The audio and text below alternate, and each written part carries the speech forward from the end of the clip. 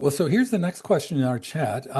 What surprises you most about the progress made in this domain, both from the high side and from what we have not yet figured out? I think the strangest thing to me, and it's kind of weird, was somewhere around 2017, 2018, I was at one of the bigger AI conferences, which weren't quite as big as they are now. Some of us in the language community were talking about if only we had been playing around with recursive neural networks, meet language, and said, if only somebody would give us $10 billion in the world's biggest machine, just think what we could do. And we all laughed and went home, right? And a year later, ChatGPT comes along, having had $10 billion in the world's biggest computers.